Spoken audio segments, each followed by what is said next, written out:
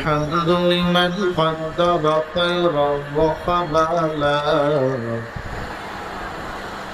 الحمد لمن قدر خيرا وقبلا والشكر لمن صور حسنا وجمالا والشكر لمن صور حسنا وجمالا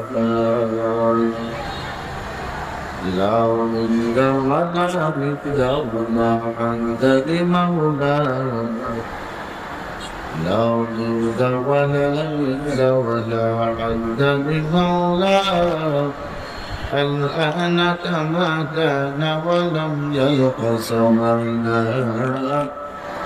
الآن كما كان ولم يلق سمعنا لا شبه ولا كفر لمولاه لا شبه ولا كفر لمولاه لا ظل ولا والد لا عم وقالا لا ظل ولا والد لا عم وقالا الحمد لله আল্লাহ সুবহানাহু ওয়া তাআলার দরবারে লাখ কোটি শুকরিয়া জ্ঞাপন করছি যে মহান রব্বুল আলামিন আমাদের সকলকে প্রতিবছর বাগান থেকে চলে পেরে জান্নাতের বাগানে রহমত লাভের আশায় বসার তৌফিক দান করেছেন।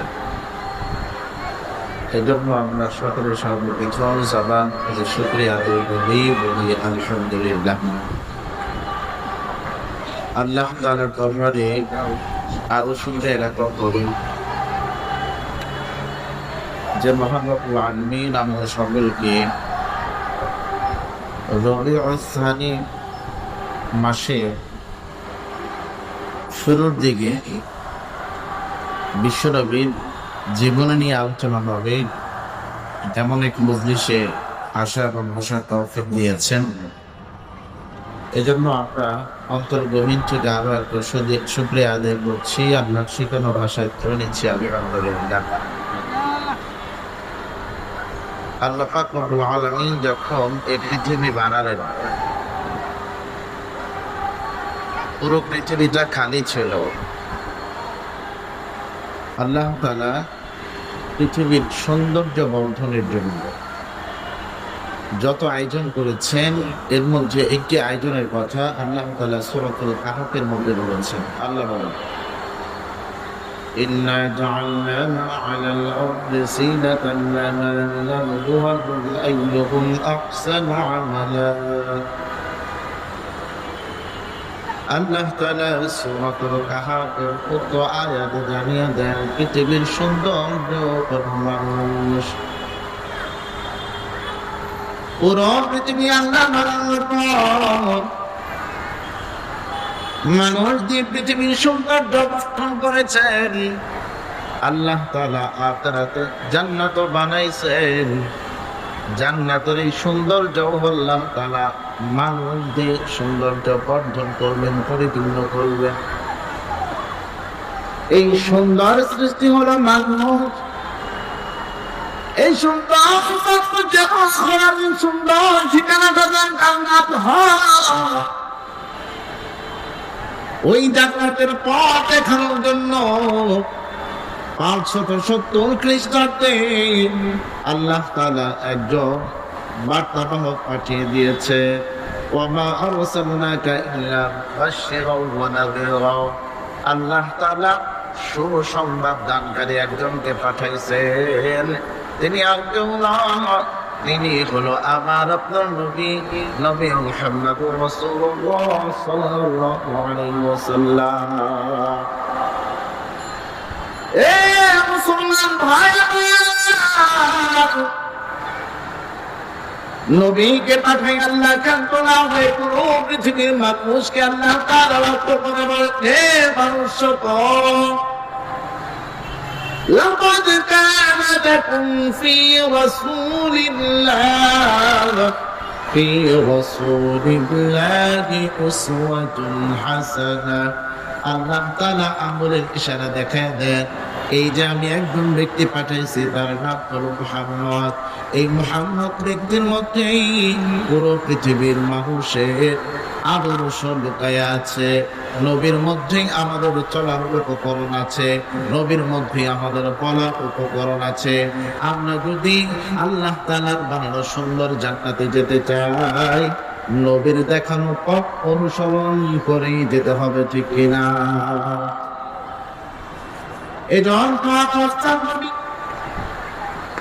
মানুষের জীবনের চলার পথ বলার পথে কোন পথে হাঁটতে পারে, কোন পথে চলতে পারে, বলতে পারে, প্রত্যেকটা পথেই আমার নবী হেঁটে হেঁটে আমাদেরকে দেখায় দিয়ে গিয়েছে। আমার আপনার নবী কবিদেরও নবী, আমার আপনার নবী নবীদেরও নবী, আমার আপনার নবী নেতাদেরও নবী, আমার আপনার নবী প্রত্যেকটা সেক্টরে অবতীর্ণ হয়ে ওটা কি আদর্শ নবী দেখায় দিয়ে গিয়েছে। পুরো পৃথিবীর স্বামীদের জন্য স্বামী নবী হলো আদর্শ, পুরো পৃথিবীর সন্তানদের জন্য সন্তান নবী হলো আদর্শ, শিশুদের জন্য শিশু নবী আদর্শ, যুবকদের জন্য যুবক নবী আদর্শ।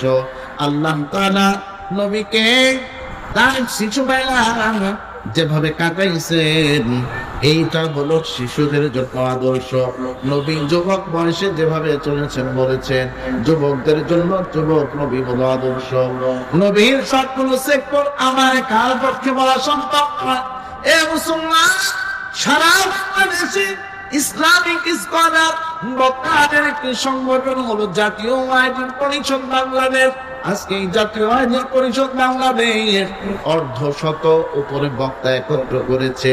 এই নামাত্র শুরু, আমার আগে আলোচনা করে গিয়েছেন খালিদ সাইফুল্লাহ আইয়ুবী হাফিজাহুল্লাহ, আমার আলোচনা করেছেন এর আগে আব্দুল বাসিত খান সিরাজগঞ্জি হাফিজাহুল্লাহ, এর আগে আলোচনা করেছেন মুফতি রিজওয়ান রফিকি। এরকম ভাবে আরো তারা আমাদের মেহমান খানায় বসা আছেন, বিদেশি মেহমান ভারত এবং পাকিস্তান থেকেও এসে রেস্ট নিচ্ছেন। এক এক করে আপনাদের সামনে আসবে, নবীর জীবনে নিয়ে আলোচনা করবে, আমরা শুনতে রাজি আছি ইনশাআল্লাহ। এই জন্য একার পক্ষে সম্ভব সম্ভব নয়।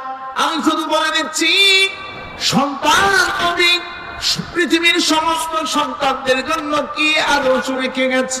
আমার আপনার নবী কারোর জন্য সন্তান, কারোর জন্য পিতা, কারোর জন্য স্বামী, কারোর জন্য হলো লিডার, ঠিক কিনা?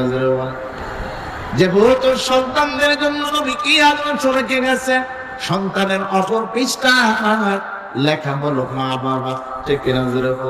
কার সন্তান? কোন না কোন মা বাবার সন্তান। আমার পিতা, আমার নবীর পিতার নাম হলো আব্দুল্লাহ, আমার নবীর মায়ের নাম হলো আমিনা। এ মুসলমান, আসুন একটু তাকায় দেখি নবী সন্তান হিসাবে কতটা দায়িত্ব পালন করেছেন মা বাবা।